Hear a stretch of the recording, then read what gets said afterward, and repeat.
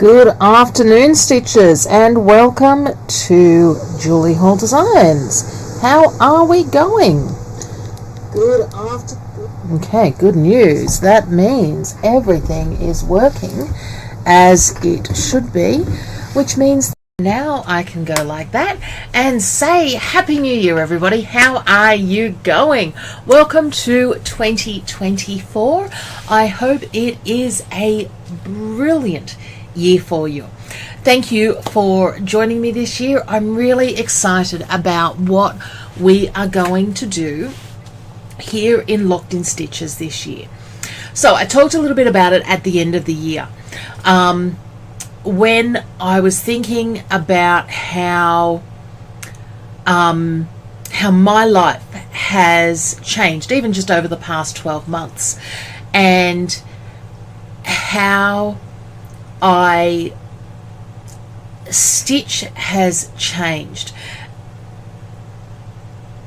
One of the things that I was really sort of came to the realization was I was trying to, I guess, almost keep up with the Joneses in the amount of projects, of things that I was getting done, of making sure that everybody had some of everything to do. And what I was doing was A, losing my own creativity in that, and B, it means that I've just got too much stuff hanging around. So I decided to pare it all back.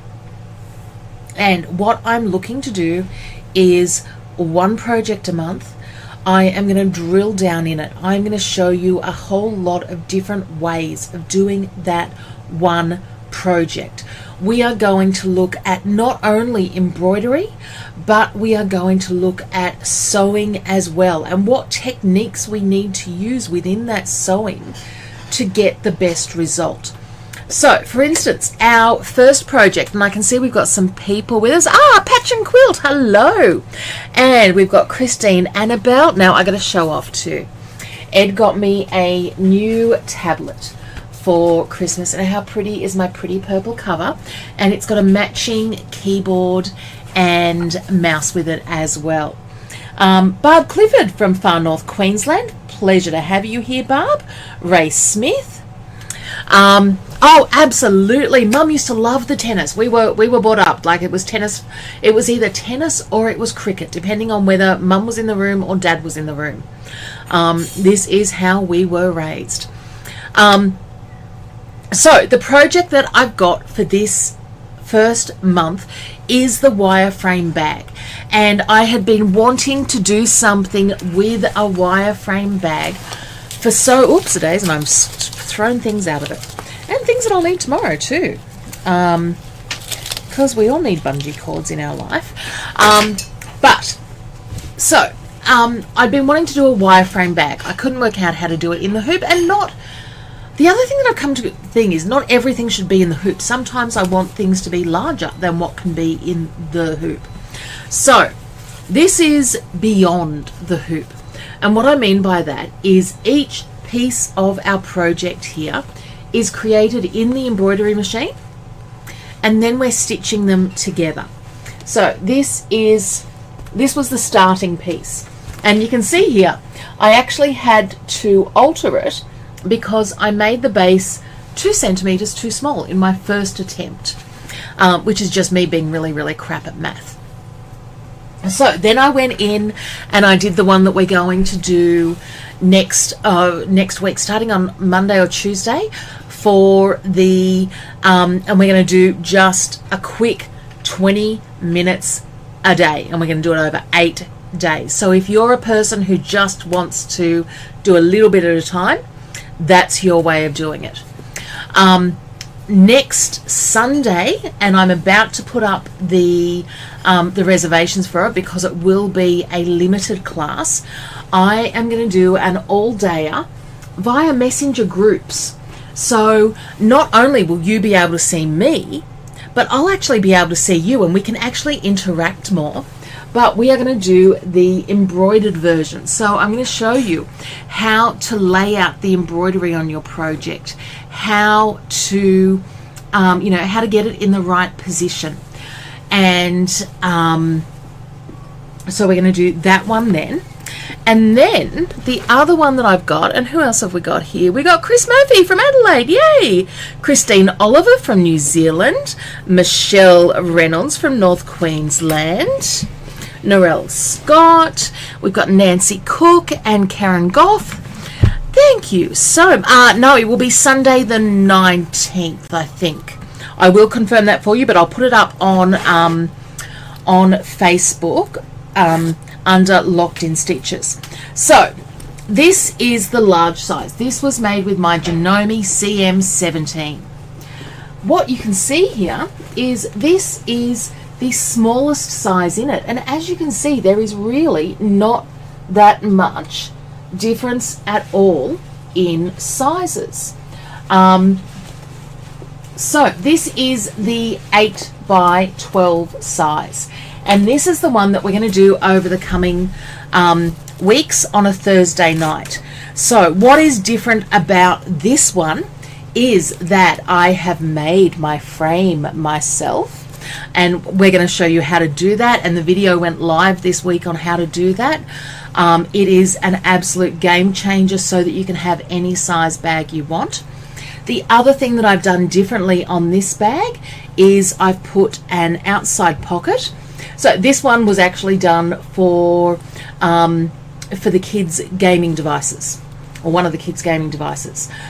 So outside pocket, and I've done the handles again a little bit differently again.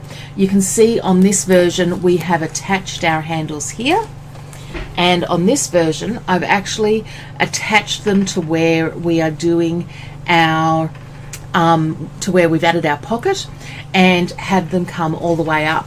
So I'm showing you all the different things that you can do to have totally different bags, but all using the one method. Okay, 19, maybe it's the 21st. Okay, I will check that whilst we start our stitching and confirm all of that with you. It shows just how good January is. I have no idea of where we are. My sound is breaking up. Okay, is anybody else's? Sunday's 21st. Must be Sunday the 21st. Okay, so let's come along and have a look at how we are going to get this project started.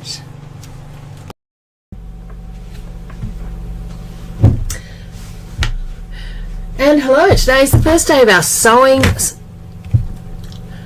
So today is day number 1 of our sew along, and it is all about prepping. So I am going to turn my iron on and I'm going to take my fabrics. Now the instructions have a cutting guide with them. I like cutting just a little bit excess, and I think I've given about a centimetre or just under a ½ inch on the guide for additional fabric. But then when I cut my fabrics, I'm using up scraps here, so some of mine are a little bit larger.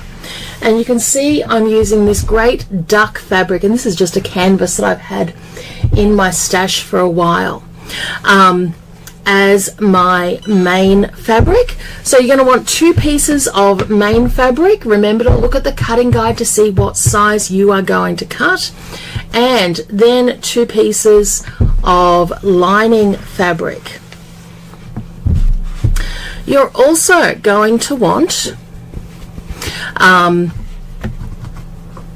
and that's 2 pieces for the front, 2 pieces for the back, and 1 piece for the base in each color.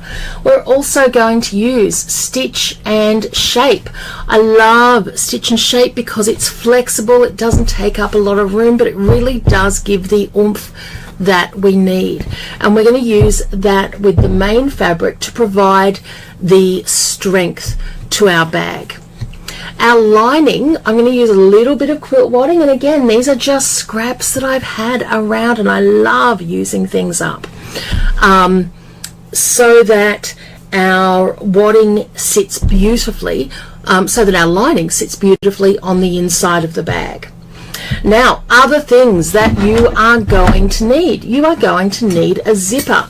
And again, your zipper is going to be dependent on what size bag you have. If you're going to put bag feet on, now all the other versions of this one, I have used bag feet.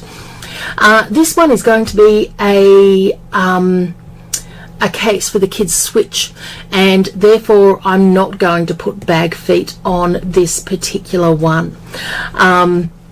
So you'll need your zipper and you'll need your zipper pulls, and I've chosen my zipper pulls to be as close matching into those nice orange bills as possible.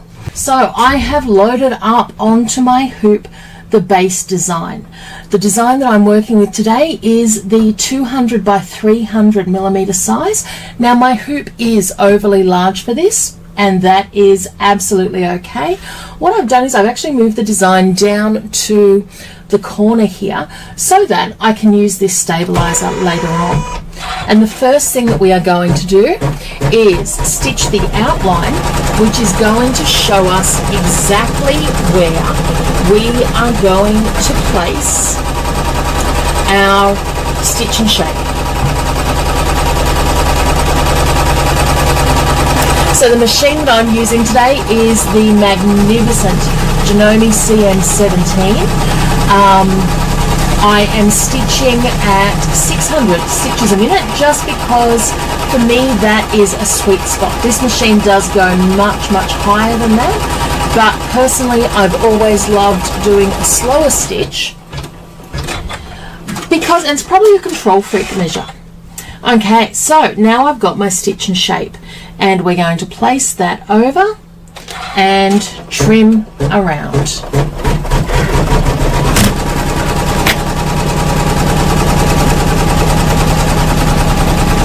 Around, so I'm getting ahead of myself.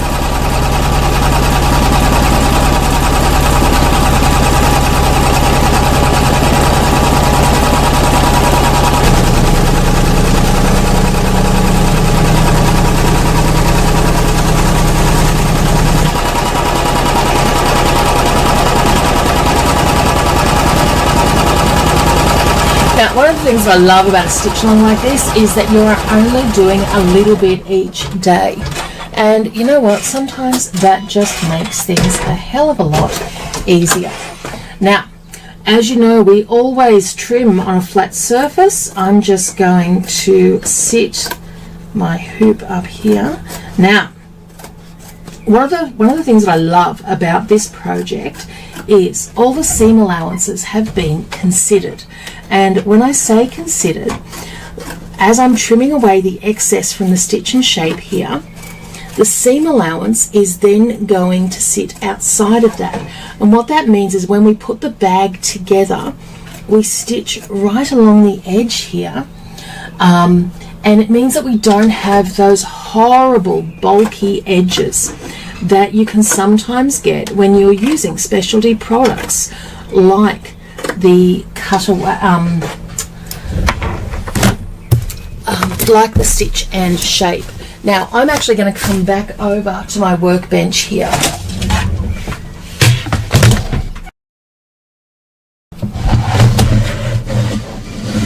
Simply because I can do this better at the workbench.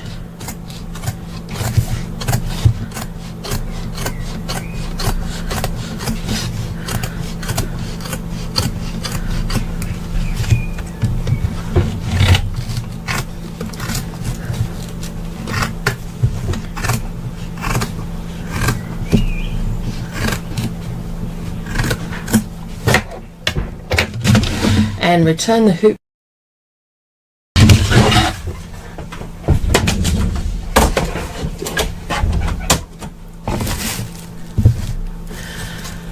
And we're going to take our first piece of fabric and lay it over that outline, and then stitch colorway 3 to hold it down.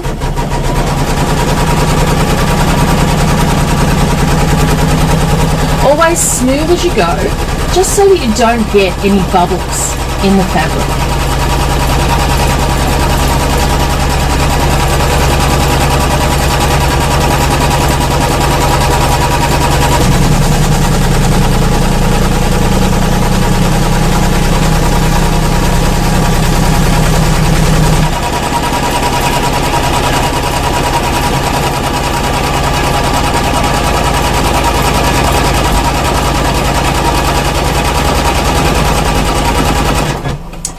And then colourway 4 is going to do the quilting over the entire piece.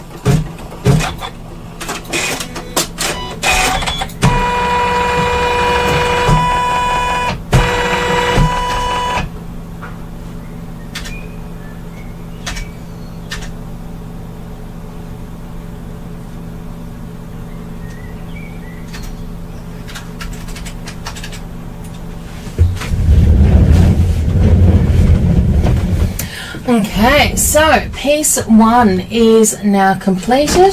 Let's come over to the workbench.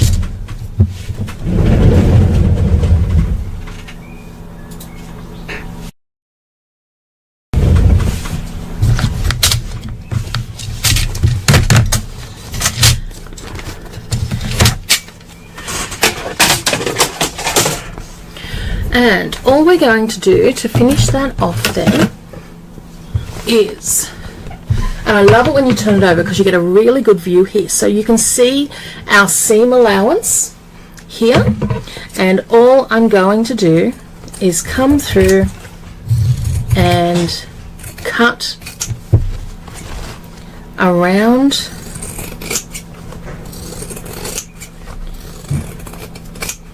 that pattern piece,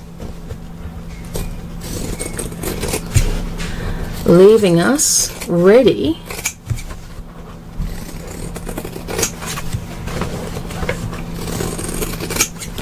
for our next stitch out. So we're going to make 2 of those, and then we are going to make our base. So let's get started on the next piece.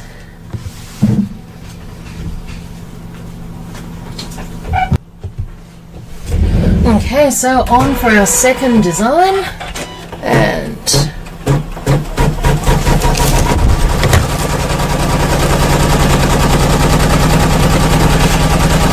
stitch out our outline.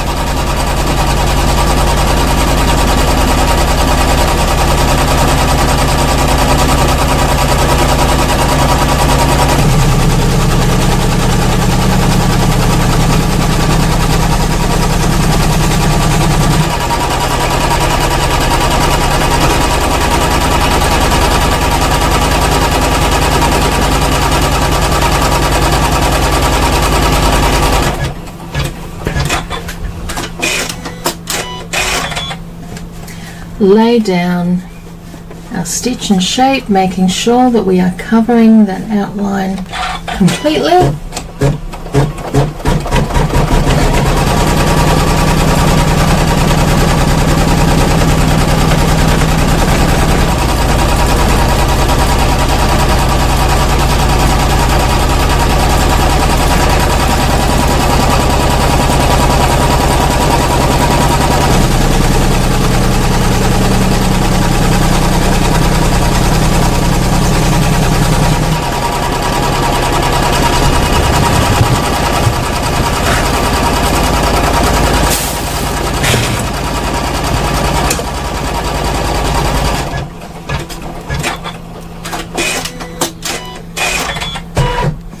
And over to the workbench to trim.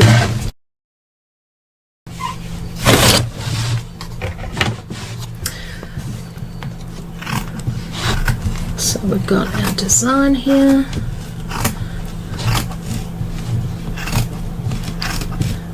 And you really want to make sure that you're getting as close as you can.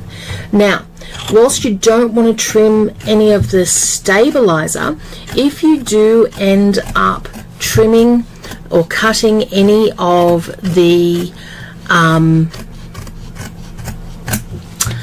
threads whilst you're doing this trim, that's actually okay, because remember, we're then doing the quilting on top of that, and all of that will be caught up, so it's really not a problem.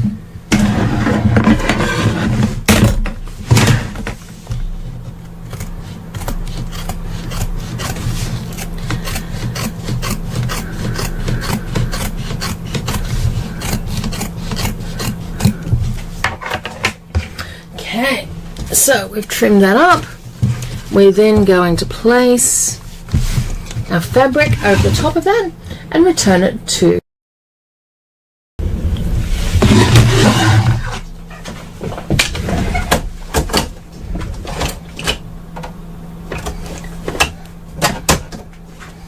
and make sure we're about equal distance.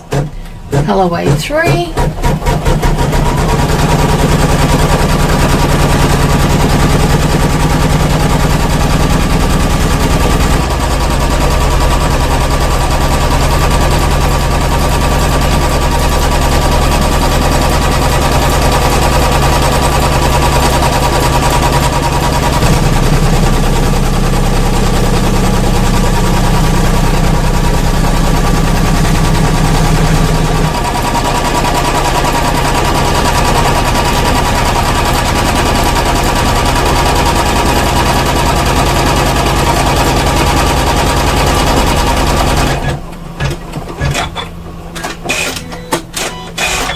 and colour 4 to do all of the quilting.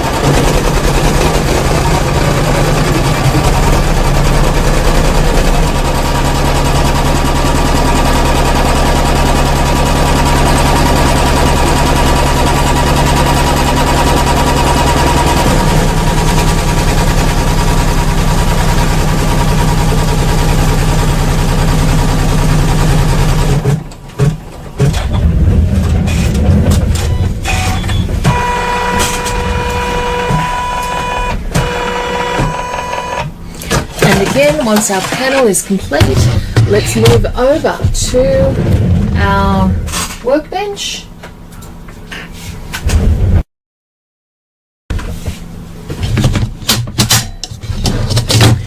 Remove our hoop.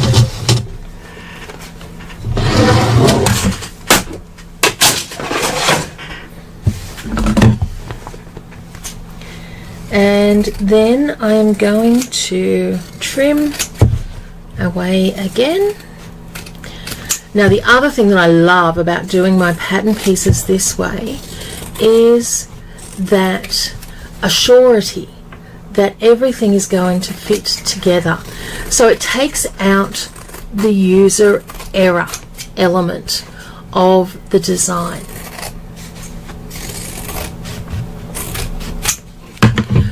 And what I am left with here is now a front and a back panel. What I need now is my base. So let's come along and make the base. And the last of our stitch outs for today is going to be the base of our bag. So let's come through and stitch our outline.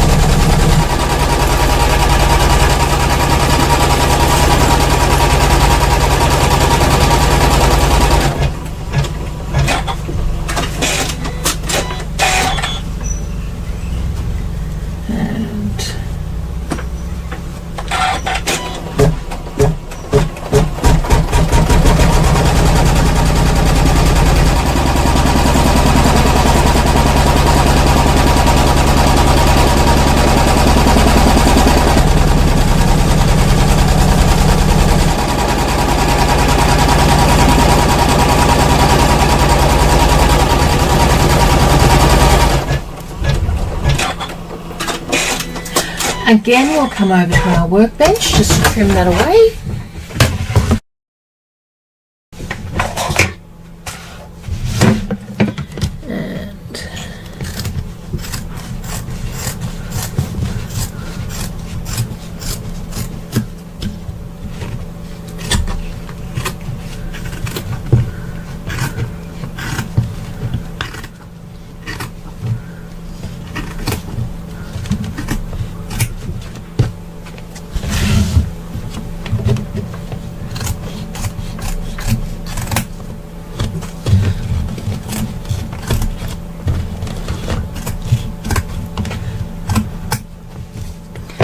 And once we've got that, we'll take our final piece of fabric, lay it over, and come back.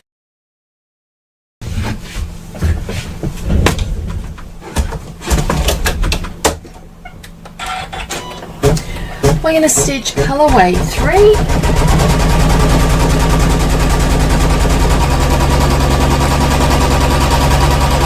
And this is just going to be the perfect size for one of the kids' game controllers.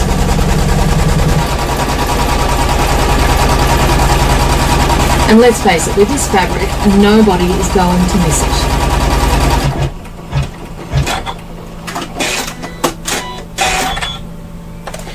And we'll do the quilting.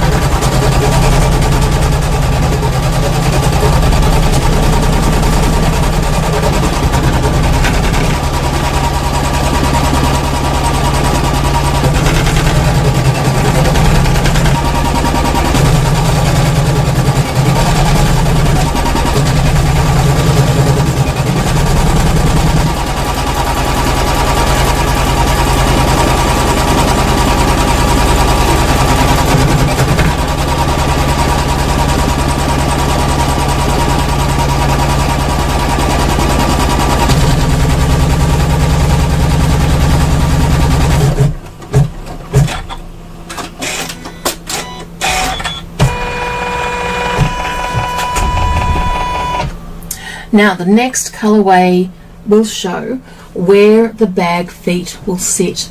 On this bag, I'm not actually going to put bag feet in, and that means that my design is complete and we're ready to take it out of the hoop. So for our first base piece, we're just going to come through and we're going to trim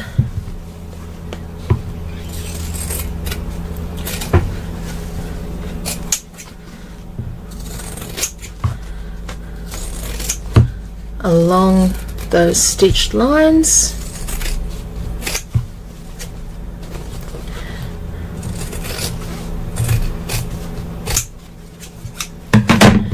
And so you now have a front, a back, and a base. So all of our main pieces stitching is completed.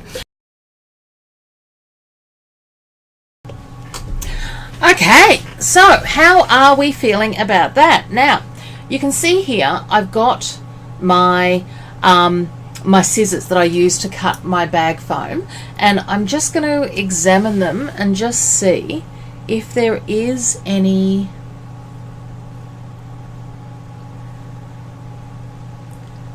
so the only wording on them is pre-max, but what you're looking for is that double curve, and so going once that way then once that way. The other thing that I would recommend, I do not buy trimming scissors these days unless they have that curve there. So you know I've got that on my, and I don't have any of my trimming ones there because they're all over that side of the room with the machine, which is, mind you, exactly where they should be. But having that curve on them, which means you can just, and even coming in at that angle makes them the perfect thing. I will attempt to, my first thought would be Scissor Man might have them. I'll do some sussing online and see if I can find places that you guys can buy them, or if anybody knows where, please do drop us a line so that we can share. Okay, so that is absolutely correct, Michelle. 87 days until your retreat. Now guys, if anybody is looking for a stitching holiday for a week in North Queensland, do contact Michelle Reynolds through this thread, or just ask me and I can send you her details. She runs a retreat out at Yeppoon and we have so much fun. So this year, I know Michelle doesn't want me to share too much about what we're going to be doing, but you never know what you might see there. And I know there's another couple of things that I've got coming this year that I'm going to share with you. Now, I do want to show you, because I like giving you guys sneak peeks. So I do want to show you what I'm actually working on for next month as well. And I am working on manicure kits. And this has been a fun one. I actually started to do this last year as an in the hoop, and it looked really, really crappy. So I came back and I rethought it through, and what I'm loving about it is that it really did force me then to use a couple of different feet in my sewing machine, like my professional straight stitch, the one that changes the machine to a straight stitch. So I put on a different needle plate and things like that for it. But what it is, and you can see there, it is so quilted inner and outer, and then we've got all of our manicure tools. So this one here, I used up some of that Barbie fabric that I got last year, and I've used the handmade tag, and you can see there that just kind of perfect, and it goes into a 5x7 hoop, which is kind of even better. Because look, some of us, and particularly for traveling, I know some of you are nutty travelers with your sewing machines. I can't understand. I can barely pack for myself. I just don't get it. But I can't pack for a sewing machine as well. It's just too much. But for those of you who do have a sort of smaller hoop that you do like to make use of, that is a great project for. And some of the other things that I've got coming up this year, I'm going to do a jewelry roll. So I'm thinking a lot about travel, I think, this year. So my sister-in-law actually asked for a jewelry roll. She loves jewelry, always has multiple rings on. And when she's traveling, it's annoying to try and keep it all straight without it getting beraggled. So I'm working on a project for that. The other one that I'm really excited about is I'm going to do some cut work, and we are going to go step by step through how to do cut work over the course of the month as well. So I am really, really excited about 2024, and I hope you guys are well. Oh, Class have got them, have they? Now, look, I love Class scissors, Class needles, and you know, you can tell them I said it. They are one of the brands of needles that I would not try, but their scissors are really good. So if Class have got a pair, absolutely give them a go. Oh my god, the HP foot, you're absolutely right, Patch and Quilt, it is brilliant. So no, I am very, very excited to be coming back to lives. I went to Spotlight last week and I had so much fun. I got one of the things that I want to do with my machine this year is test out how many of you have actually stitched out every stitch in in your machine, because I have not. But I went and I bought some felt, and it's going to be one of my sort of goals over the next month or two. So when I do it, maybe on a Saturday morning or something, I'll do a live, and we can share through some of the, just as we try looking at different features that the machine has, because I know there is so much more to it than what I use. But that is our, Patch and Quilt, you guys have done that. That is brilliant. I absolutely admire that. I did it on my Janome 10,000. We're talking pre-children days. So we'd be going back to 2002, 2003-ish. But I haven't done it since. So that will absolutely be one that I am trying. Okay, so thank you very much for all of that. I hope you've enjoyed it. Get stitching, play catch up on the weekend, and next Thursday we're going to come back and we're going to look at the lining. Now, cheats tip for the lining. You can buy, I know Spotlight have a lining fabric, as in a waterproof lining fabric. I cheated a little bit.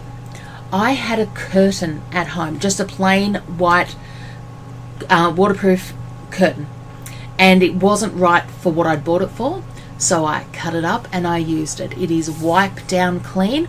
I did spray a little bit of waterproofing over it where I've done the quilting, but it worked great. So if you are stuck for something, that would be a great one. Now, this would make a great lunchbox as well. The only reason I haven't used it as a lunchbox is because I've got a different lunchbox idea for later on in the year. Okay, thank you so much for joining us, and I look forward to seeing you next month. Until then, no, not next month, next week. Until then, have a stitching day, guys. Bye.